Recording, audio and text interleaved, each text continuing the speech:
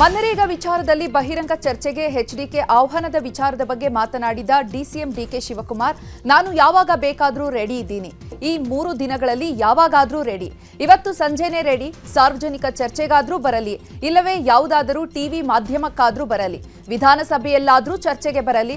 ಅವರು ಯಾವಾಗ ಹೇಳ್ತಾರೆ ಹೇಳಿ, ನಾನು ಡಿಬೇಟ್ಗೆ ರೆಡಿ ಅಂತ ಎಚ್ಡಿಕೆಗೆ ಡಿಕೆಶಿ ಪಂಥಾಹ್ವಾನ ನೀಡಿದ್ದಾರೆ. ಇನ್ನು ಇದೇ ವಿಚಾರವಾಗಿ ಚಲುವರಾಯಸ್ವಾಮಿ, ಶಿವರಾಜ್ ತಂಗಡಗಿ, ರಾಮಲಿಂಗಾರೆಡ್ಡಿ, ಈಶ್ವರ ಖಂಡ್ರೆ ಪ್ರತಿಕ್ರಿಯಿಸಿದ್ದಾರೆ. ನಾವು ಮಾಡ್ತೀವಿ, ಅವರು ಡಿಬೇಟ್ ರೆಡಿ ಇದ್ದೀರಿ ಅಂತ ಹೇಳ್ತಾರೆ. ನಾನು ಯಾವ ಟಿ ವಿಲಾರು ರೆಡಿ ಮಾಡಿ, ನಾನು ಯಾವತ್ತು ಬೇಕಾದ್ರೂ ನಾನು ಬರ್ತೀನಿ. I welcome him. ಫಸ್ಟ್ ಅವ್ರು ಬಂದರೆ ಮಾಡೋದು. ನೋಡ್ರಿ, ಯಾರು ಬರಲಿ, ಬಟ್ ನಾನು ಚಿಲ್ಲರೆ ಸಣ್ಣಪ್ಪನವ್ರಿಗೆ ಹೋಗಲ್ಲ. ಅಲ್ಲ, ಅವ್ರ ಪಾರ್ಟಿ ಪ್ರೆಸಿಡೆಂಟ್ ಬರಲಿ. ಯಾರು ಹೇಳಿ? Yes I welcome him. ಇದನ್ನು ನಾನು ಪಂಥನ ಸ್ವೀಕಾರ ಮಾಡಿದ್ದೀನಿ. ನಾನು ನೋಡಪ್ಪ, ಯಾವಾಗ ಬೇಕಾದ್ರೆ ರೆಡಿ. ನನಗೆ 3 ದಿನ ಟೈಮ್ ಕೊಡಿ ಅಷ್ಟೇ. ಇವತ್ತು ಸಾಯಂಕಾಲದಿಂದ ಬೇಕಾದ್ರೆ ರೆಡಿ. ನಾನು 3 ದಿನ ಗಡುವ ಸರ್? ಅಲ್ಲ, 3 ದಿನ ಟೈಮ್ ಅಡ್ಜಸ್ಟ್ ಆಗಬೇಕಲ್ಲಪ್ಪ. ನಂದು ನನಗೇನು ಪ್ರಿಪ್ರೇಷನ್ ಬೇಡ. ನೇಮ್ ಬದಲಾವಣೆ ಮಾಡಿರ್ತಕ್ಕಂಥದ್ದೇ ಮಹಾ ಅಪರಾಧ. ಇವತ್ತು ಮುಂದೆ ಇವರು ನಮ್ಮ ಎಲ್ಲ ಸರ್ಕಾರಿ ಕಚೇರಿನಲ್ಲಿ ನಾವು ಮಹಾತ್ಮ ಗಾಂಧಿ ಫೋಟೋ ಇಟ್ಕೊಂಡಿದ್ದೆ, ಅದನ್ನು ತೆಗಿಬೋದು. ಅದನ್ನು ತೆಗೆದಿವ್ರು ಯಾರು ಸಂಘ ಪರಿವಾರದನ್ನ ಫೋಟೋ ಹಾಕ್ಬಿಡ್ಬೋದು. ಯಾರಿಗೆ ಗೊತ್ತಿವ್ರಿ ಏನ್ ಮಾಡಲ್ಲ ಅಂತ ಯಾರಿಗೆ ಗೊತ್ತಿದೆ? ಈ ದೇಶ ಎಲ್ಲಿಗೆ ಹೋಗಿ ಮುಟ್ಟುತ್ತೆ? ನಾಳೆ ಅಂಬೇಡ್ಕರ್ದವರು ತೆಗಿಬೋದು. ನಾವು ಸಿದ್ಧರಿದ್ದೀವಿ. ಅದ್ರ ಸಲಗನೆ 2 ದಿವಸ ಅಧಿವೇಶನದೊಳಗೆ ವಿಶೇಷ ಅಧಿವೇಶನ ಕರಿತಾ ಇದ್ದೀವಿ. ಅವಾಗ ಇವ್ರು ಏನೇನು ತಂದು ಹೇಳ್ಬೇಕಾಗೈತೆ ಹೇಳಕ್ಕೆ ರೆಡಿ ಇದ್ದೀವಿ, ಅದಕ್ಕೆ ಉತ್ತರ ಕೊಡೋಕೆ ರೆಡಿ ಇದ್ದೀವಿ. ಆಮೇಲೆ ಸ್ವಾತಂತ್ರ್ಯ ಬಂದ ಮೇಲೆ 1 ವರ್ಷಕ್ಕೆ ಅವ್ರನ್ನ ಗುಂಡಿಟ್ಟು ಸಾಯಿಸಿದ್ರು. 1 ವರ್ಷದೊಳಗಡೆ ಯಾರಪ್ಪ ಸಾಯಿಸಿದ್ರು? RSS ವ್ಯಕ್ತಿ. ಅದ್ರ ಹಿಂದೆ ಯಾರ್ಯಾರಿದೆ ಅಂತ ನಿಮಗೂ ಕೂಡ ಚೆನ್ನಾಗಿ ಗೊತ್ತು, ಇಡೀ ದೇಶಕ್ಕೆ ಚೆನ್ನಾಗಿ ಗೊತ್ತು. ಏನು ಇವ್ರು ಆತ್ಮಮಾನ ಗಂಟೆನೂ ಹೋಗ್ಬಿಡೋದು? ಮಹಾತ್ಮ ಗಾಂಧಿ ಹೆಸರಿಟ್ಟಿದ್ರೆ ನಾನೊಂದು ಪ್ರಶ್ನೆ ಕೇಳ್ತೀನಿ. ಮಹಾತ್ಮ ಗಾಂಧಿ ಇವ್ರ ಹೆಸರಿಟ್ಟಿದ್ರೆ ಇವ್ರ ಆತ್ಮಮಾನ ಗಂಟೆಯನ್ನು ಹೋಗ್ಬಿಡೋದು? ಇಲ್ಲಿವರೇನು ಇವ್ರ ಮನೆಯಿಂದ ತಗೊಂಡಾಗ್ತಾರ ಅದಕ್ಕೆ ದುಡ್ಡು? ಅಲ್ಲ, ಭ್ರಷ್ಟಾಚಾರದ ವಾಸನೆ ಇದ್ರೆ ತನಿಖೆ ಮಾಡಲಿ. ಯಾವ ಗಾಂಧೀಜಿ ಸತ್ಯ, ಅಹಿಂಸೆ, ಶಾಂತಿ ಅಸ್ತ್ರ ಹಿಡಿದುಕೊಂಡು ಈ ದೇಶಕ್ಕೆ ಸ್ವಾತಂತ್ರ್ಯ ತಂದು ಕೊಟ್ಟಿದ್ದಾರೆ, ಅವ್ರ ಹೆಸರೇ ಅಳಿಸ್ಬೇಕು ಅನ್ನುವಂಥ ರೀತಿಯಲ್ಲಿ ಗಾಂಧೀಜಿಯ ಕೊಲೆಗಾರ ಈಕ್ರಿ ಆಗಿದ್ರೆ ಗಾಂಧೀಜಿಗೆ ಕೊಲೆ ಮಾಡಿಸಿದಂಥ ಗೋಡ್ಸೆ ಹೆಸರಿಗ್ತಾರೆ. ಇವತ್ತು ಮಹಾತ್ಮ ಗಾಂಧೀಜಿಯವರು ಇವತ್ತು ಅವರು ಉಂಡ ಮನೆಗೆ ಕನ್ನ ಹಾಕುವಂಥ ರೀತಿಯಲ್ಲಿ ಯಾರ ಹೋರಾಟದಿಂದ ನೀವು ಸ್ವಾತಂತ್ರ್ಯ ಪಡೆದುಕೊಂಡು ಇವತ್ತು ಅಧಿಕಾರದಲ್ಲಿ ಬಂದಿದ್ದೀರಿ, ಅವರಿಗೆ ಮರಿತೀರಿ. ಪ್ರತಿ ಸಲ ಕೇಳ್ತೀರಿ, ವಿಬಿ ರಾಮ್ಜಿ ಯೋಜನೆಗೆ ಕಾಂಗ್ರೆಸ್ ವಿರೋಧ ವಿಚಾರದ ಬಗ್ಗೆ ಮೈಸೂರಲ್ಲಿ ಮಾತನಾಡಿದ ವಿಪಕ್ಷ ನಾಯಕ ಆರ್ ಅಶೋಕ್, ನರೇಂದ್ರ ಮೋದಿ ಸರ್ಕಾರ ಉದ್ಯೋಗ ಖಾತ್ರಿಯಲ್ಲಿ ಲೋಪದೋಷ ಸರಿಪಡಿಸಲು ರಾಮ್ಜಿ ವಿಕಸಿತ ಭಾರತಕ್ಕೆ ತಂದಿದ್ದಾರೆ. ಆದರೆ ಇದಕ್ಕೆ ಕಾಂಗ್ರೆಸ್ ಸಾಕಷ್ಟು ಟೀಕೆ ಮಾಡ್ತಾ ಇದೆ. ವಿಕಸಿತ ಭಾರತದಲ್ಲಿ ಕ್ರಾಂತಿ ತರಲು ಮೋದಿ ಹೊರಟಿದ್ದಾರೆ. ಬಡವರಿಗೆ ಉದ್ಯೋಗ ಸಿಗಬೇಕು, ಮೋದಿ ಇದೆಲ್ಲ ಮಾಡ್ತಾ ಇದ್ದಾರೆ. ಆದರೆ ಕಾಂಗ್ರೆಸ್ನವರು ಇನ್ಮುಂದೆ ಲೂಟಿ ಮಾಡಲು ಆಗಲ್ಲ ಅಂತ ಈಗ ವಿರೋಧ ಮಾಡ್ತಾ ಇದ್ದಾರೆ ಅಂತ ಕಿಡಿಕಾರಿದರು. ಇವತ್ತು ನರೇಂದ್ರ ಮೋದಿಯವರ ಸರ್ಕಾರ ಕಳೆದ 18 ವರ್ಷದ ಹಿಂದೆ ಇದ್ದಂಥ ಉದ್ಯೋಗ ಖಾತರಿ ಯೋಜನೆ 18 ವರ್ಷಗಳಲ್ಲಿ ಆಗಿರ್ತಕ್ಕಂಥ ಲೋಪ ದೋಷಗಳನ್ನು ಸರಿ ಮಾಡುವಂಥ ದೃಷ್ಟಿಯಿಂದ ಮತ್ತು ಕಾಂಕ್ರೀಟ್ ಆಗಿ ಅಭಿವೃದ್ಧಿ ಕಾರ್ಯಗಳಾಗಬೇಕು, ಕರಪ್ಷನ್ ಆಗಬಾರ್ದು ಅನ್ನೋ ಒಂದು ದೃಷ್ಟಿಯಿಂದ ಇವತ್ತು ವಿಕಸಿತ ಭಾರತ ಗ್ಯಾರಂಟಿ ಫಾರ್ ರೋಜ್ಗಾರ್ ಮತ್ತು ಅಜೀವಿಕಾ ಮಿಷನ್ ಗ್ರಾಮೀಣ ಅಂದ್ರೆ ಅವ್ರು ಹೇಳೋ ಪ್ರಕಾರ ರಾಮ್ಜಿ ಕಾಂಗ್ರೆಸ್ ಅವರು, ಬಟ್ ಹೆಸರಿರೋದು ಭಾರತ ಅಂತ, ವಿಕಸಿತ ಭಾರತ. ಈ ವಿಕಸಿತ ಭಾರತಕ್ಕೆ ಅವರು ಕಾಂಗ್ರೆಸ್ ಅವರು ಬಹಳ ಟೀಕೆಗಳನ್ನು ಮಾಡ್ತಾ ಇದ್ದಾರೆ. ವಿಕಸಿತ ಭಾರತ ಯಾಕಿಟ್ರಿ ಅಂತ. ಪ್ರಧಾನಿ ನರೇಂದ್ರ ಮೋದಿಯವರ ಉದ್ದೇಶ ಈ ವಿಕಸಿತ ಭಾರತದಲ್ಲಿ ಒಂದು ಕ್ರಾಂತಿಯನ್ನು ತರಬೇಕು, ಗ್ರಾಮೀಣ ಪ್ರದೇಶದಲ್ಲಿ ಯಾರು ಬಡವರಿದ್ದಾರೆ ಅವರಿಗೆ ಉದ್ಯೋಗ ಖಾತರಿ ಸಿಗಬೇಕು ಅನ್ನೋ ದೃಷ್ಟಿಯಿಂದ ಮಾಡಿರುವಂಥದ್ದು. ಸಂಕ್ರಾಂತಿ ಬಳಿಕ ನಾಯಕತ್ವ ಬದಲಾವಣೆ ವಿಚಾರವಾಗಿ ಯಾದಗಿರಿಯಲ್ಲಿ ಮಾತನಾಡಿದ ಸಚಿವ ಆರ್ಬಿ ತಿಮ್ಮಾಪುರ, ಎಐಸಿಸಿ ಅಧ್ಯಕ್ಷ ಮಲ್ಲಿಕಾರ್ಜುನ ಖರ್ಗೆ ಸಮರ್ಥವಾಗಿ ಎಲ್ಲವನ್ನ ನಿಭಾಯಿಸುತ್ತಿದ್ದಾರೆ. ಸಂಕ್ರಾಂತಿಯಾದ ಮೇಲೆ ನಾಯಕತ್ವ ಬದಲಾವಣೆ ಬಗ್ಗೆ ನನಗೆ ಗೊತ್ತಿಲ್ಲ. ನಾನು ಬದಲಾವಣೆ ಮಾಡುವಂತಹ ಜಾಗದಲ್ಲಿ ಇಲ್ಲ. ಬದಲಾವಣೆ ಅಥವಾ ಮುಂದುವರಿಸಿ ಅನ್ನೋದು ಎರಡು ನನ್ನ ಕೈಯಲ್ಲಿಲ್ಲ. ಹೈಕಮಾಂಡ್ ಇದೆ, ಸಿಎಲ್ಪಿ ಇದೆ, ಎಲ್ಲ ತೀರ್ಮಾನ ತೆಗೆದುಕೊಳ್ತಾರೆ ಅಂತ ಹೇಳಿದ್ದಾರೆ. ಇನ್ನು ಇದೇ ವಿಚಾರವಾಗಿ ಸಚಿವ ಚಲುವರಾಯಸ್ವಾಮಿ ಮುನಿಯಪ್ಪ ಕೂಡ ಪ್ರತಿಕ್ರಿಯಿಸಿದ್ದಾರೆ. ನಾಯಕ ಮಲ್ಲಿಕಾರ್ಜುನ ಖರ್ಗೆ ಅವರು ಕರ್ನಾಟಕ ರಾಜ್ಯದ ಆಗುಹೋಗುಗಳನ್ನ ಬಲ್ಲವರಿದ್ದಾರೆ. ಅವರ ನಾಯಕತ್ವದಲ್ಲಿ ಎಐಸಿಸಿಯಲ್ಲಿ ಇರುವುದರಿಂದ ಕರ್ನಾಟಕ ಚಿತ್ರ ಅವ್ರಿಗೆ ಗೊತ್ತಿದೆ.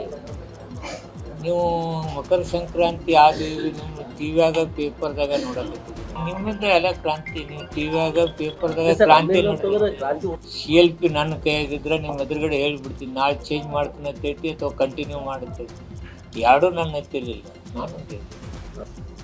ನಾಯಕರು ಇದ್ದಾರೆ, ಅವರೆಲ್ಲ ತೀರ್ಮಾನ ತಗೋತಾರೆ. ಹೈಕಮಾಂಡ್ ಇದೆ, CLP ಇದೆ.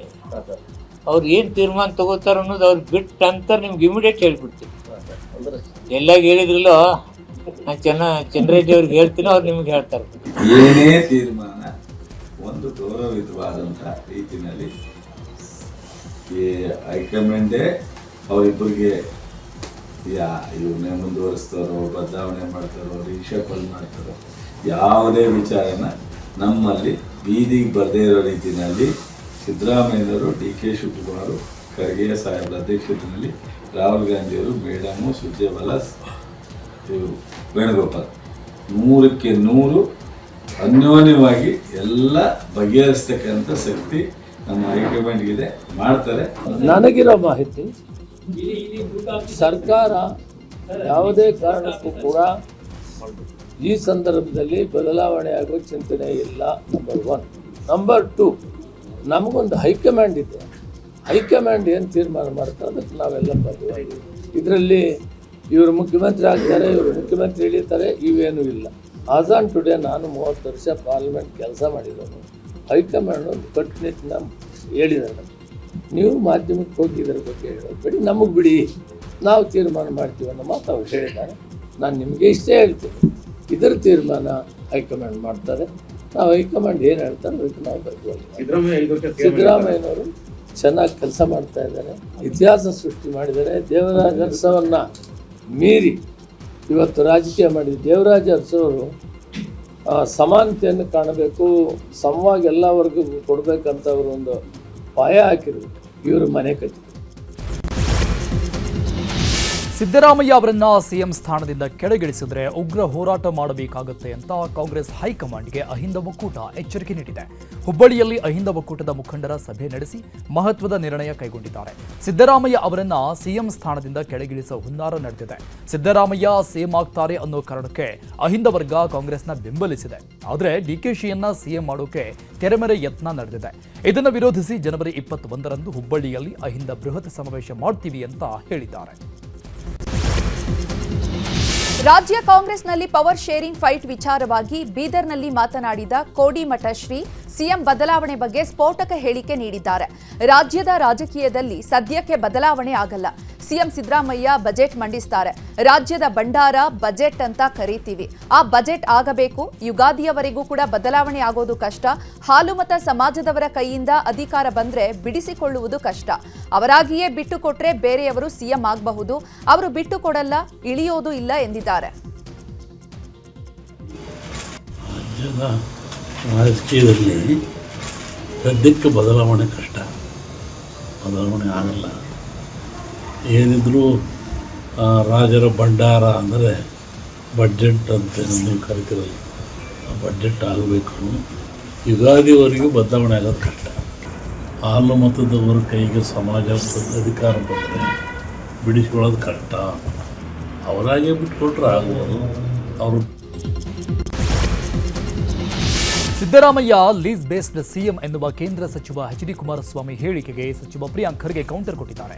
ಕಲಬುರಗಿಯಲ್ಲಿ ಮಾತನಾಡಿದ ಅವರು, ಬಿಜೆಪಿಯವರು ಜೆಡಿಎಸ್ ಅನ್ನ ಆಕ್ರಮಣ ಮಾಡಿಕೊಂಡಿದ್ದಾರೆ.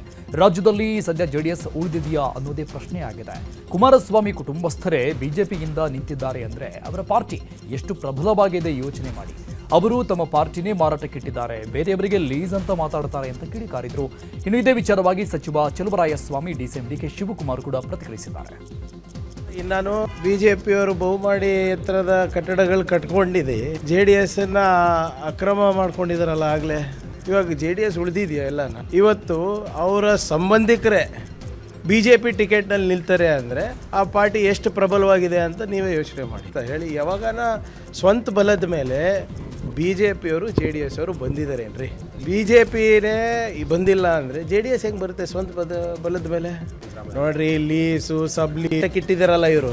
ನನ್ನ ಹತ್ರ ಇನ್ನೂ ಆ ಸೇಲ್ ಡೀಡ್ ಇದೆ ಅಂತ ಇವರು ಅಕ್ರಮ ಸಕ್ರಮ ಆಗಲೇ ಮಾಡ್ಕೊಂಡು ಬಿಟ್ಟಿದ್ದಾರೆ BJP ಅವ್ರ ಪಾರ್ಟಿಗೆ. ಅವರು ನಾವು ಒಪ್ಪಂದ ಮಾಡ್ಕೊಳ್ಳೋಣ, ಸ್ಥಳೀಯ ಸಂಸ್ಥೆಗಳಿಗೆ ಚುನಾವಣೆಗೆ ಅವರು ಬೇಡ ಅಂತ ಇರೋದು, ಇವ್ರು ಮಾಡ್ಕೊಳ್ಳಿ ಅಂತ ಇರೋದು ಬೆಂಗಳೂರು ಹತ್ರ. ಅವರಲ್ಲಿ ಗೊಂದಲ ಇದೆ, ಅವರಿಗೆ ನಮಗೇನು ಸಂಬಂಧ? ಕೂರು ತಕ್ಕಂತೆ ತಾನೇ BJP ಜೊತೆ ಅಲೈನ್ಸ್ ಆಗಿದೆ.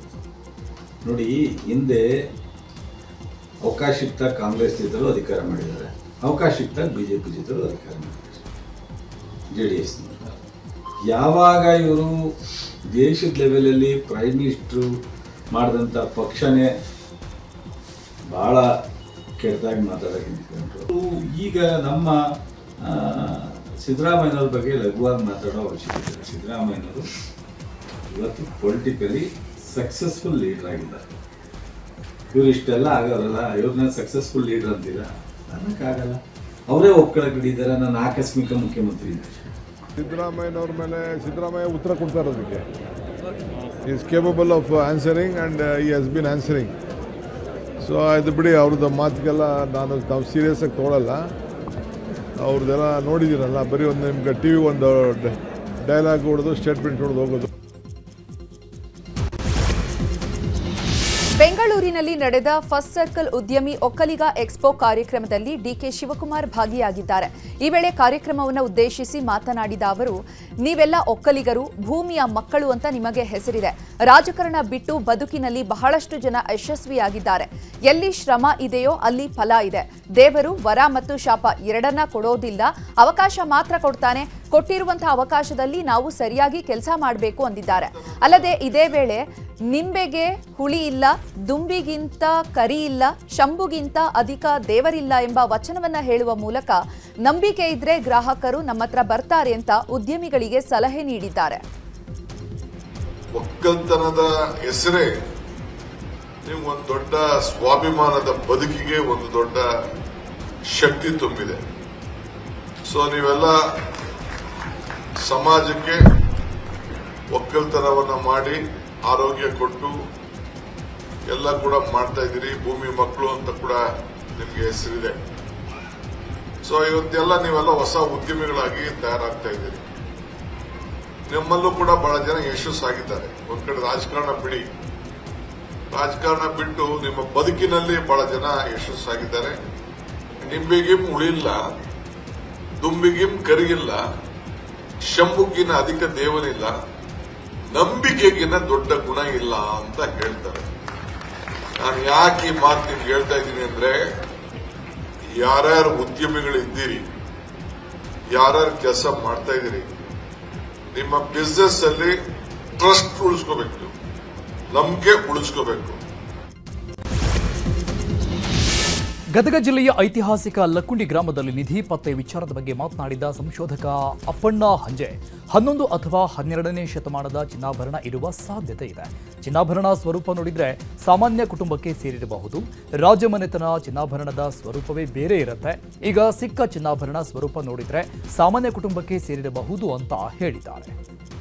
ಇನ್ನು ಚಿನ್ನವನ್ನ ಜಿಲ್ಲಾಡಳಿತಕ್ಕೆ ಹಸ್ತಾಂತರ ಮಾಡಿದ ಕುಟುಂಬ ಈಗ ಕಂಗಾಲಾಗಿದೆ.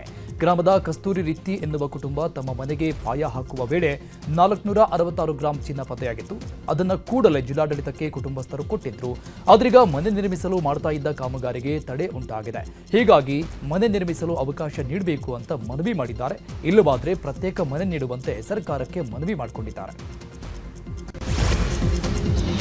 ಲಕ್ಕುಂಡಿ ಗ್ರಾಮದಲ್ಲಿ ನಿಧಿ ಸಿಕ್ಕ ವಿಚಾರಕ್ಕೆ ಸಂಬಂಧಪಟ್ಟಂತೆ ನಿಧಿ ಸಿಕ್ಕ ಸ್ಥಳಕ್ಕೆ ಭಾರತೀಯ ಪುರಾತತ್ವ ಸರ್ವೇಕ್ಷಣಾ ಇಲಾಖೆಯ ಅಧೀಕ್ಷಕ ರಮೇಶ್ ಮೂಲಿಮನಿ ಆಗಮಿಸಿ ಪರಿಶೀಲನೆ ನಡೆಸಿದ್ದಾರೆ. ಬಳಿಕ ಮಾತನಾಡಿದ ಅವರು, ಯಾವ ಕಾಲದ್ದು ಚಿನ್ನ ಅಂತ ಪರಿಶೀಲನೆ ಮಾಡ್ತೇವೆ. ಮೇಲ್ನೋಟಕ್ಕೆ ನೋಡಿದಾಗ ಬಹಳ ಹಳೆಯದು ಅಂತ ಅನ್ನಿಸ್ತಾ ಇಲ್ಲ. ಯಾವುದಕ್ಕೂ ಪರಿಶೀಲನೆ ನಡೆಸ್ತೇವೆ. ಚಿನ್ನ ರಾಜಮನೆತಕ್ಕೆ ಸೇರಿದ್ದಾದ್ರೆ ಲಾಂಛನ ಇರ್ತಾ ಇತ್ತು. ಆದರೆ ಇಲ್ಲಿ ಚಿನ್ನದಲ್ಲಿ ಆಭರಣಗಳಿದೆ, ಡ್ಯಾಮೇಜ್ ಆಗಿದೆ. ಹಾಗಾಗಿ ಆ ಕುಟುಂಬ ಅವುಗಳ ಮನೆಯಲ್ಲಿ ಹೂತಿಟ್ಟಿರಬಹುದು ಅಂದಿದ್ದಾರೆ. ಯಾವ ಕಾಲದ್ದು ಚಿನ್ನ ಅಂತ ಪರಿಶೀಲನೆ ಮಾಡ್ತೇವೆ ಅಂದಿದ್ದಾರೆ. ಇನ್ನು ರಮೇಶ್ ಮೂಲಿಮನಿಯವರ ಹೇಳಿಕೆಯ ಬೆನ್ನಲ್ಲೇ ಗ್ರಾಮಸ್ಥರು ಮತ್ತು ಕುಟುಂಬಸ್ಥರು ಲಕ್ಕುಂಡಿಯಲ್ಲಿ ಸಿಕ್ಕಿದ್ದು ನಿಧಿಯಲ್ಲ ಅಂದ್ರೆ ನಮ್ಮ ಚಿನ್ನ ನಮಗೆ ಕೊಡಿ, ಸ್ಥಳಕ್ಕೆ ಬಂದ ಪುರಾತತ್ವ ಅಧಿಕಾರಿಗಳು ನಿಧಿಯಲ್ಲ ಅಂತ ಹೇಳಿದ್ದಾರೆ. ಹಾಗಾದ್ರೆ ಅದು ನಮ್ಮ ಪೂರ್ವಜರು ಇಟ್ಟಿದ್ದಂತಹ ಚಿನ್ನ ಅಂದಿದ್ದಾರೆ. ಹೀಗಾಗಿ ನಮ್ಮ ಚಿನ್ನ ನಮಗೆ ಕೊಡಿ ಅಂತ ಹೇಳಿದ್ದಾರೆ. ಪರಶುರಾಮ್ ಥೀಮ್ ಪಾರ್ಕ್ ಮೇಲ್ಛಾವಣಿ ಕದ್ದವರು ಕಾಂಗ್ರೆಸ್ ಬ್ರದರ್ಸ್ ಅಂತ ಕಾರ್ಕಳ ಶಾಸಕ ಸುನಿಲ್ ಕುಮಾರ್ ಆಕ್ರೋಶ ವ್ಯಕ್ತಪಡಿಸಿದ್ದಾರೆ. ಈ ಬಗ್ಗೆ ಉಡುಪಿಯಲ್ಲಿ ಮಾತನಾಡಿದ ಅವರು, ಪರಶುರಾಮ ಥೀಮ್ ಪಾರ್ಕ್ ಹಾಳು ಬೀಳುವಂತೆ ಮಾಡಿದ್ದು ಕಾಂಗ್ರೆಸ್.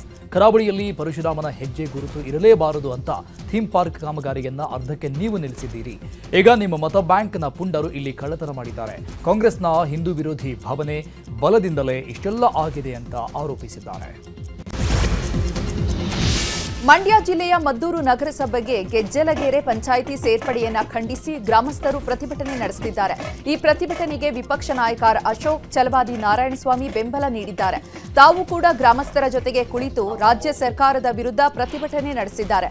ಬಳಿಕ ಗ್ರಾಮ ಪಂಚಾಯಿತಿ ಗೇಟ್ ಅನ್ನ ಒಡೆದು ಸದಸ್ಯರು ಒಳಗೆ ಹೋಗಿದ್ದಾರೆ. ನಂತರ ಸರ್ಕಾರದ ನಡೆಯ ವಿರುದ್ಧ ಆಕ್ರೋಶ ವ್ಯಕ್ತಪಡಿಸಿದ್ದಾರೆ.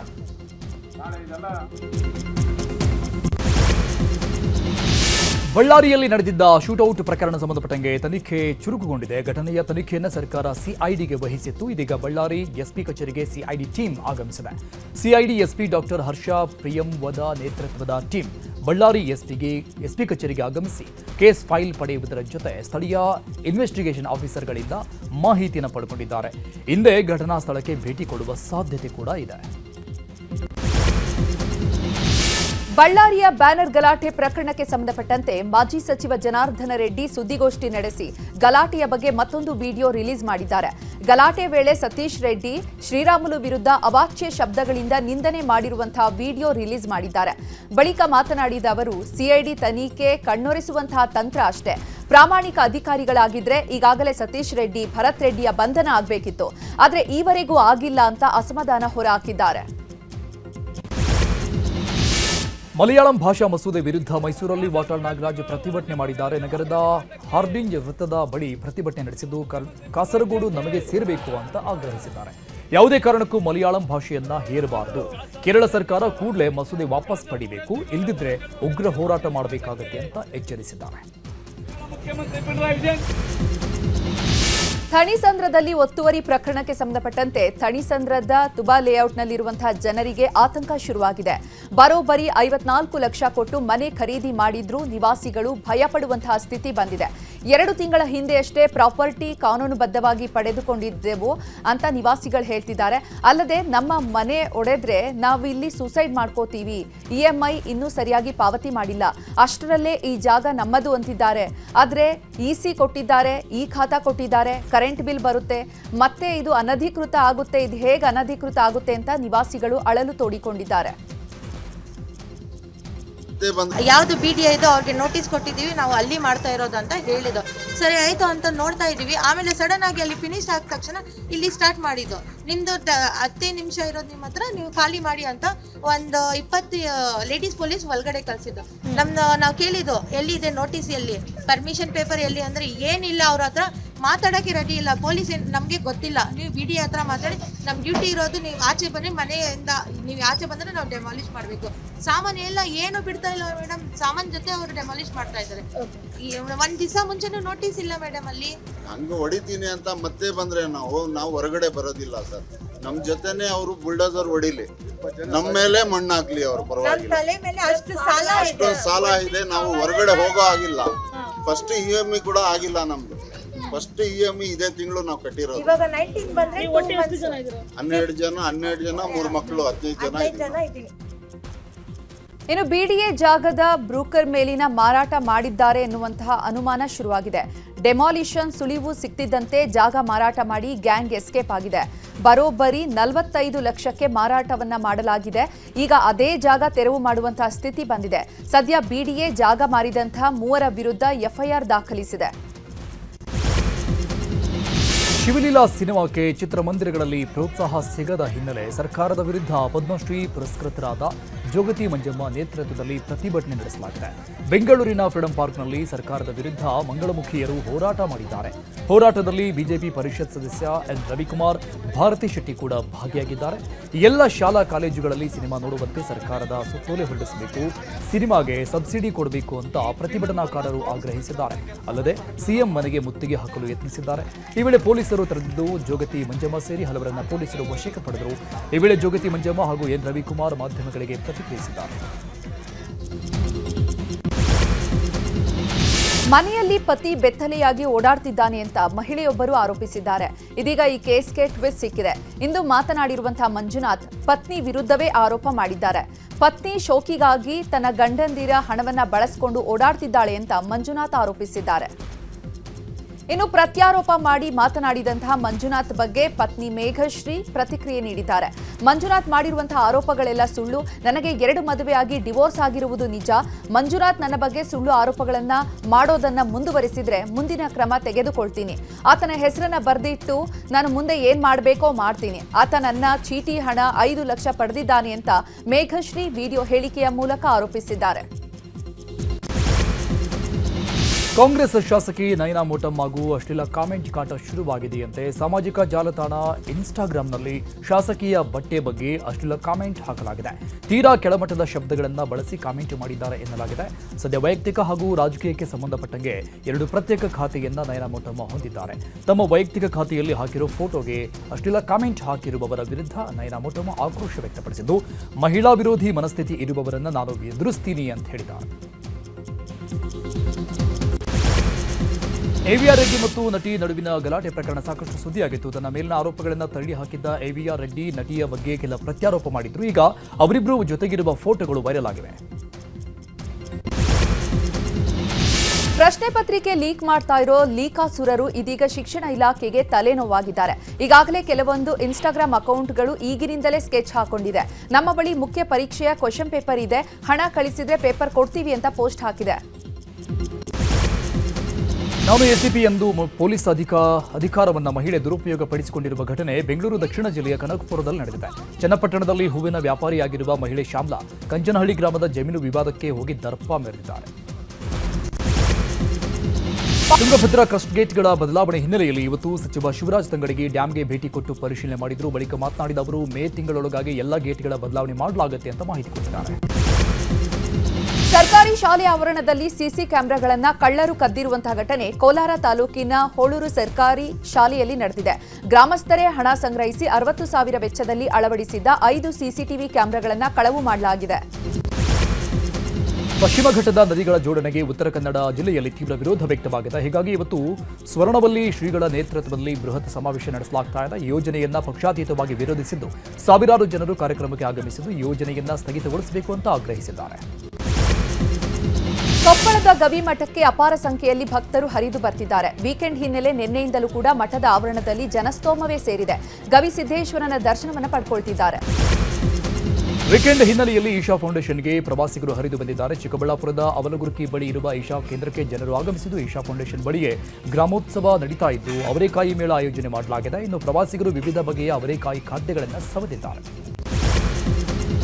ದಾವಣಗೆರೆ ನಗರದ ಪಿಬಿ ರಸ್ತೆಯಲ್ಲಿರುವಂತಹ ಜಿಎಂ ವಿಶ್ವವಿದ್ಯಾನಿಲಯದ ಪ್ರಥಮ ಘಟಿಕೋತ್ಸವ ಸಮಾರಂಭ ಅದ್ದೂರಿಯಾಗಿ ನಡೆದಿದೆ. ಜಿಎಂ ವಿಶ್ವವಿದ್ಯಾಲಯದ ಅಧೀನದಲ್ಲಿರುವಂತಹ 3 ಸ್ನಾತಕೋತ್ತರ ವಿಭಾಗಗಳ ಒಟ್ಟು 318 ವಿದ್ಯಾರ್ಥಿಗಳಿಗೆ ಪದವಿ ಪ್ರದಾನ ಮಾಡಲಾಗಿದೆ. ಕಾರ್ಯಕ್ರಮದಲ್ಲಿ ಜಿಎಂ ವಿಶ್ವವಿದ್ಯಾಲಯದ ಕುಲಪತಿ ಡಾಕ್ಟರ್ ಎಸ್ಆರ್ ಶಂಕಪಾಲ್ ಇತರರು ಭಾಗಿಯಾಗಿದ್ದರು.